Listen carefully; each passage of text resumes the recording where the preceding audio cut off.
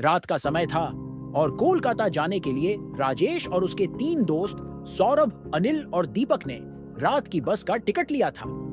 यह कोई साधारण यात्रा नहीं थी, क्योंकि यह उनकी पहली बार की लंबी यात्रा थी, और वह भी रात के समय। उनके परिवार वालों ने उन्हें सावधानी बरतने की हिदायत दी थी। राजेश की मां ने उसे एक ताबीज दिया था और कहा था कि इसे संभाल कर रखना, लेकिन राजेश ने इसे मजाक में लेते हुए अपने बैग के अंदर रख दिया। उन्हें रात 10 बजे बस पकड़नी थी, और जब वे बस स्टैंड पहुंचे तो उन्होंने देखा कि उनकी बस बाकी सभी बसों से अलग दिख रही थी। यह एक पुरानी जर्जर बस थी, जिसकी खिड़कियों के शीशे टूटे हुए थे और सीटों पर धूल की परत जमी हुई थी। ड्राइवर और कंडक्टर भी अजीब लग रहे थे। ड्राइवर अधेड़ उम्र का एक आदमी था, जिसकी लाल आंखें और गंभीर चेहरा किसी अनहोनी का संकेत दे रहे थे। बस के अंदर घुसते ही उन्हें महसूस हुआ कि बाकी यात्री भी कुछ असामान्य थे। कुछ लोग सिर झुकाए चुपचाप बैठे थे, जैसे किसी गहरे सोच में डूबे हों। राजेश ने अपने दोस्तों के साथ सीट ली और खिड़की के बाहर देखने लगा। चारों ओर सन्नाटा और अंधेरा था। हल्की हल्की बारिश हो रही थी और बिजली की गड़गड़ाहट माहौल को और भी डरावना बना रही थी। रात के 10 बजते ही बस चल पड़ी। शहर की चहल पहल से निकलकर बस एक सुनसान सड़क पर आ गई। चारों तरफ घना जंगल था। सड़क पर कोई वाहन नहीं दिख रहा था और बस के अंदर एक अजीब सा सन्नाटा था। कुछ समय तक सब कुछ सामान्य रहा, लेकिन जैसे जैसे रात बढ़ती गई, अजीब घटनाएं शुरू हो गईं। राजेश को खिड़की के बाहर एक महिला दिखी। वह सफेद साड़ी पहने हुए थी और पेड़ों के बीच खड़ी थी। राजेश ने इस बारे में सौरभ को बताया, लेकिन जब उन्होंने देखा तो वहां कुछ नहीं था। राजेश ने इसे अपनी आंखों का भ्रम मानकर नजरअंदाज कर दिया। कुछ देर बाद बस अचानक रुक गई। ड्राइवर ने बताया कि इंजन में कोई समस्या है और इसे ठीक करने में समय लगेगा। सभी यात्री परेशान हो गए। बस के रुकते ही माहौल और भी भयावह हो गया। घने जंगल के बीच खड़े होकर उन्हें महसूस हुआ कि हवा में एक अजीब सी ठंडक है। झाड़ियों से सरसराने की आवाजें आ रही थीं। तभी राजेश ने देखा कि एक पेड़ से कुछ लटका हुआ है। जब उसने ध्यान से देखा तो वह एक आदमी का शरीर था। राजेश डर के मारे पीछे हट गया। उसने अनिल को बताया, लेकिन जब वे देखने गए तो वहां कुछ नहीं था। ड्राइवर और कंडक्टर बस ठीक करने की कोशिश कर रहे थे, लेकिन अचानक कंडक्टर जोर से चिल्लाया। उसने कहा कि किसी ने उसके कंधे पर हाथ रखा था। ड्राइवर ने उसे शांत किया और काम जारी रखा। कुछ देर बाद बस फिर से चल पड़ी, लेकिन अब बस के अंदर माहौल बदल चुका था। राजेश ने महसूस किया कि खिड़की के बाहर वही महिला फिर से दिख रही थी। इस बार वह बस के साथ साथ चल रही थी, जबकि बस काफी तेज गति से चल रही थी। उसकी आंखें सफेद थीं और चेहरा भावहीन। राजेश का दिल जोर से धड़कने लगा। उसने खिड़की का पर्दा खींच दिया और अपनी सीट पर सिमट कर बैठ गया। कुछ ही देर बाद बस के अंदर एक अजीब सी हलचल शुरू हो गई। एक यात्री ने चिल्लाकर कहा कि किसी ने उसका पैर खींचने की कोशिश की। दूसरे यात्री ने कहा कि उसे अपनी सीट के पीछे किसी के खड़े होने का एहसास हो रहा है। बस में मौजूद हर कोई डरा हुआ था। ड्राइवर ने बस की रफ्तार बढ़ा दी, लेकिन अब बस के अंदर अजीब अजीब आवाजें आने लगीं। कभी किसी के रोने की आवाज आती, कभी हंसने की। तभी राजेश ने देखा कि बस के अंदर वही बूढ़ी औरत बैठी थी, जिसे उसने बस में चढ़ते समय देखा था। वह अब जोर जोर से बुदबुदा रही थी, लेकिन उसके शब्द समझ में नहीं आ रहे थे। उसकी आवाज में एक अजीब सा कंपन था, जो सुनने वाले के रोंगटे खड़े कर देता था। राजेश ने अपने दोस्तों से कहा कि कुछ बहुत गलत हो रहा है। तभी बस अचानक झटका खाकर रुक गई। ड्राइवर ने कहा कि बस के ब्रेक फेल हो गए हैं। बस अब एक सुनसान खंडहर के पास खड़ी थी।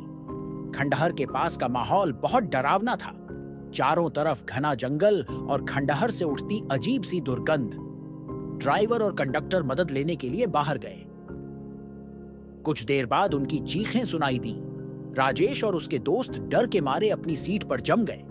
तभी उन्होंने देखा कि खंडहर से वही महिला बाहर आ रही थी। इस बार उसके साथ कई और परछाइयां थीं।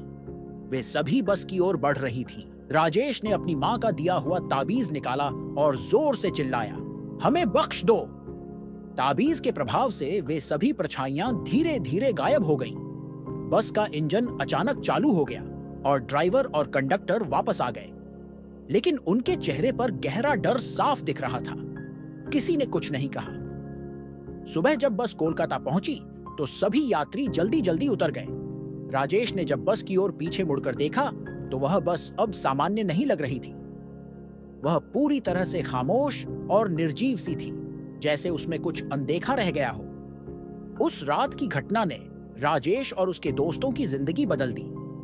उन्होंने तय किया कि वे अब कभी रात में यात्रा नहीं करेंगे। उस खौफनाक रात का साया उनके जीवन से कभी नहीं मिटा। लेकिन कहानी वहां खत्म नहीं हुई। कोलकाता पहुंचने के बाद भी राजेश और उसके दोस्तों के मन में उस बस की यादें बसी हुई थीं। वे एक होटल में रुके, लेकिन किसी की भी हिम्मत अकेले रहने की नहीं हो रही थी। सभी ने एक ही कमरे में रुकने का फैसला किया। रात को सोने से पहले राजेश ने ताबीज को अपने तकिए के नीचे रख लिया। उन्हें लगा कि अब वे सुरक्षित हैं, लेकिन जैसे ही रात गहरी होती गई, अजीब अजीब घटनाएं फिर से होने लगी।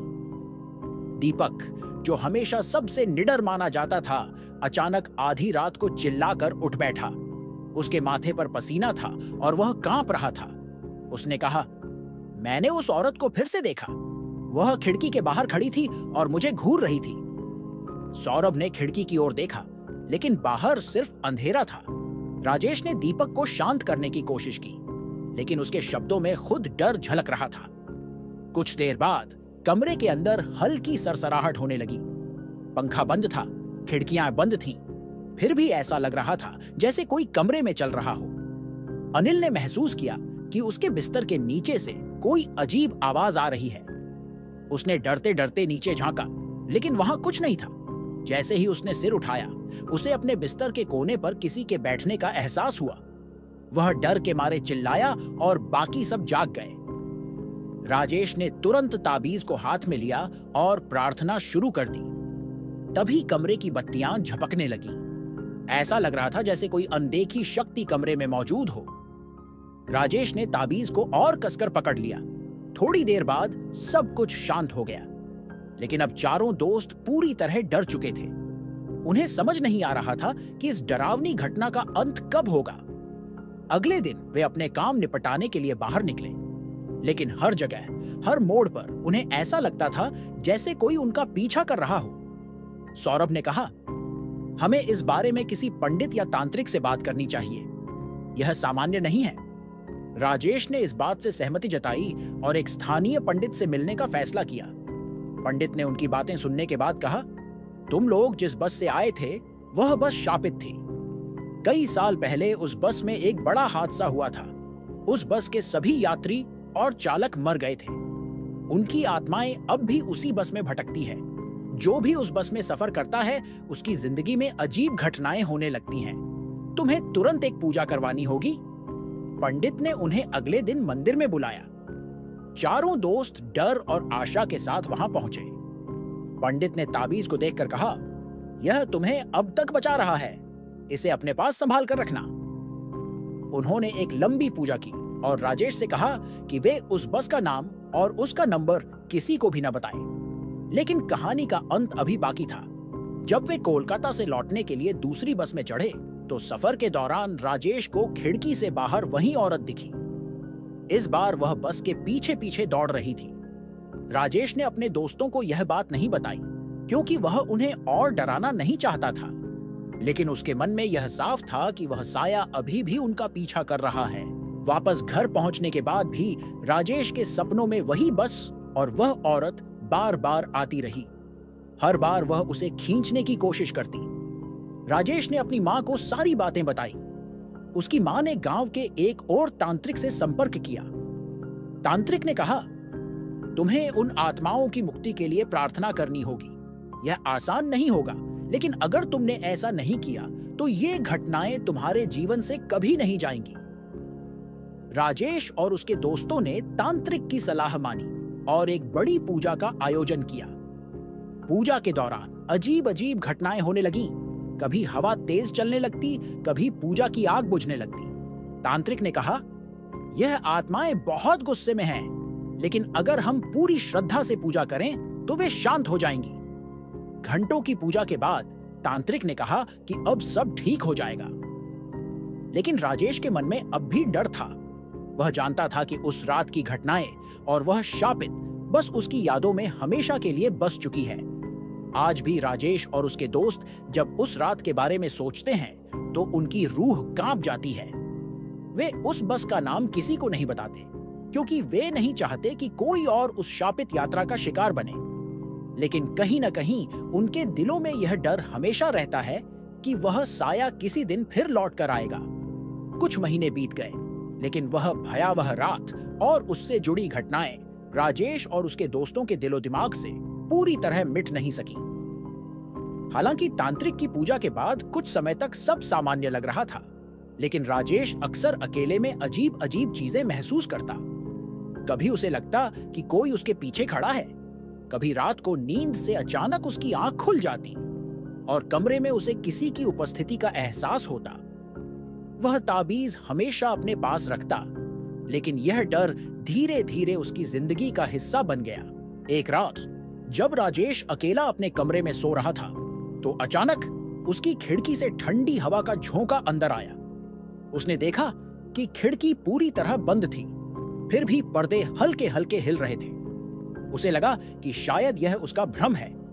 उसने ताबीज को अपने तकिए के नीचे से निकाला और जोर से पकड़ लिया। तभी उसे खिड़की के बाहर हल्की सरसराहट सुनाई दी। उसने डरते डरते खिड़की के बाहर झांका। अंधेरे में उसे कुछ दिखाई नहीं दिया, लेकिन हवा में वही जानी पहचानी ठंडक थी जो उसने उस शापित बस में महसूस की थी। अचानक राजेश ने बाहर एक परछाई देखी। वह वही सफेद साड़ी वाली औरत थी। इस बार वह खिड़की के और भी करीब थी। उसका चेहरा अंधेरे में साफ नजर आ रहा था। उसकी आंखें सफेद और भावहीन थीं और होंठों पर एक भयावह मुस्कान। राजेश डर के मारे चिल्ला पड़ा और खिड़की से दूर हट गया। उसकी चीख सुनकर उसकी मां और भाई कमरे में दौड़े दौड़े आए। उन्होंने पूछा कि क्या हुआ, लेकिन राजेश कुछ बोल नहीं पाया। वह बस एक ही दिशा में देखता रहा, जैसे वह औरत अब भी वहां हो।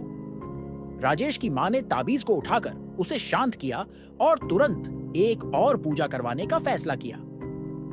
इस बार वे गांव के एक प्रसिद्ध साधु के पास गए, जिन्होंने उनकी पूरी कहानी सुनने के बाद कहा, यह आत्मा तुम्हारे साथ जुड़ चुकी है।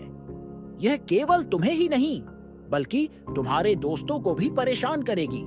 तुम्हें सभी को साथ लाकर इस समस्या का स्थायी समाधान करना होगा। साधु ने उन्हें अगले पूर्णिमा की रात के लिए तैयार रहने को कहा। उन्होंने बताया कि उस रात आत्माओं का प्रभाव सबसे ज्यादा होता है, लेकिन यह उनके शांत होने और मुक्ति पाने का भी सही समय होता है। राजेश ने सौरभ, अनिल और दीपक को बुलाया और यह बात बताई। वे सभी इस घटना को भुलाने की कोशिश कर रहे थे, लेकिन राजेश की बात सुनकर उनके पुराने डर फिर से उभर आए। निर्धारित रात को सभी दोस्त और राजेश का परिवार साधु के बताए स्थान पर पहुंचे। वह स्थान एक पुराने शिव मंदिर के पास था, जहां साधु ने पूजा की तैयारी की थी। रात गहरी होते ही हवा तेज चलने लगी। मंदिर के चारों ओर अजीब सी आवाजें गूंजने लगी। ऐसा लग रहा था जैसे कई लोग एक साथ रो और चिल्ला रहे हों। साधु ने कहा, डरो मत, यह आत्माएं अपनी बात कहने की कोशिश कर रही हैं। हमें ध्यान भंग नहीं होने देना है। साधु ने अग्नि जलाकर मंत्र पढ़ना शुरू किया। जैसे जैसे मंत्रों का उच्चारण तेज होता गया, हवा और तेज होती गई। राजेश और उसके दोस्तों ने देखा कि मंदिर के चारों ओर धुंध जैसी कुछ चीज इकट्ठा हो रही थी। धीरे धीरे उन धुंधों ने आकार लेना शुरू किया। वे वही परछाइयां थीं जो उन्होंने उस रात खंडहर के पास देखी थीं। उनमें सबसे आगे वही सफेद साड़ी वाली औरत थी।